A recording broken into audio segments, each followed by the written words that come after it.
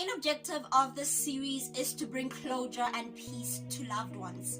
We want to ensure that the pictures of the people missing, the people who received injustice, are put in the public. On today's Crime Corner, I'll be talking about a familiar case in South Africa, the case of Tebogo Ndlovu. Hello, it's your girl Miss Kels on yet another video. Thank you so much for joining me again for this one. Before I get started with the video, I'd like to say thank you to my new subbies. Thank you for subscribing. To the old subbies, thank you for tuning into this channel. I really appreciate it. But before I get started with any video, whether it's this series or another series, I would like to say don't forget to like, don't forget to subscribe, don't forget to comment, don't forget to share, and of course hit the notification bell so each time I post a video you know about it.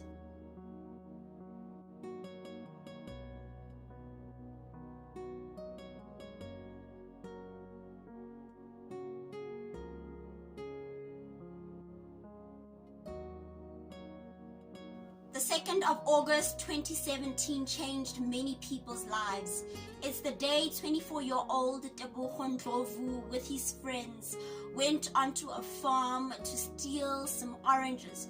Oranges that were all over that farm. That is when Matthew Benson, the farm owner or the son of the farm owner, shot at them. Well, allegedly shot at them. The friends of Tebogo Ndlovu recounted that day. They stated that once Matthew Benson spotted them by the oranges, he took out his rifle and chased them. That is when Tebogo was hit and the boys tried to carry him, but he was too heavy. So they made a decision to put him by the tree.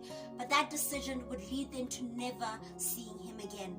Bloodstains were found on the farm and were taken to the lab. That is when they were matched to Tebogo's mother. They came out positive. It was indeed Tebogo Ndlovu's blood.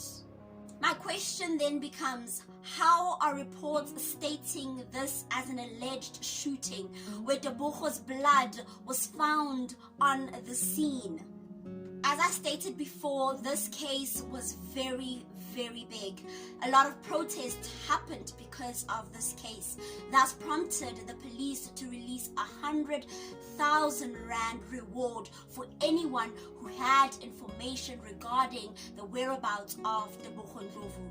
The people who believed Matthew Benson also raised money into hiring a private investigator, but sadly that didn't work out because they didn't have enough money to pay this private investigator, who then relinquished everything and left the case as it is, or rather as it stands now.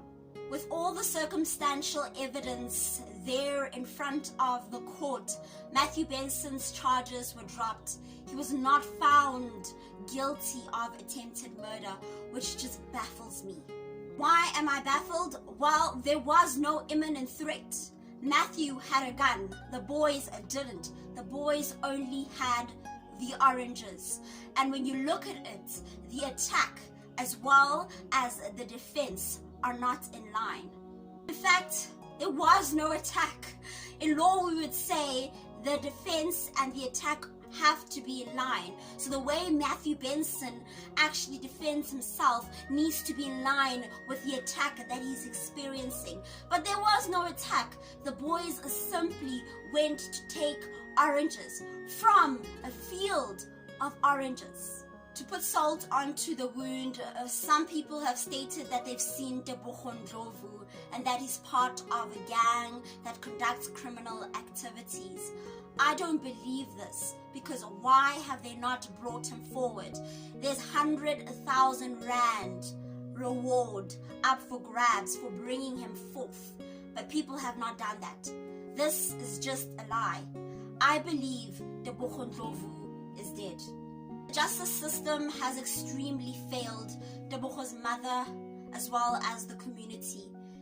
He, Matthew Benson, needs to be brought to justice. It is sad to actually see such cases where lack of justice is served. The evidence is circumstantial, but there's enough to put him behind bars. There's enough to put him away. I'm very saddened that Matthew Benson has walked away scot-free. It it just shows how our justice system is still so inadequate. I'm sorry to say that, but when we look at such cases, we see the inadequacy in the system. I wanted to do this case today to shed light on it, that we should not forget Tebogo Ndlovu. Let's not forget him. Tomorrow there might be another Tebogo, so we need to stop it before it transpires. Another Tebogo will go onto a farm and someone will kill him. Let's prevent that from happening by telling his story, by also trying to bring justice to this case. I know a lot of people are not going to agree with me on this case, but it's okay. Everybody has their own opinions, but let's have a constructive debate. Comment down below and share your views on this case. But until the next one, thank you so much for joining me. Please remain safe. Don't forget to like, don't forget to subscribe, don't forget to comment like I mentioned before, but most importantly, don't forget to hit that notification bell so each time I post a video, you know about it. Stay safe again. I love you guys. Bye.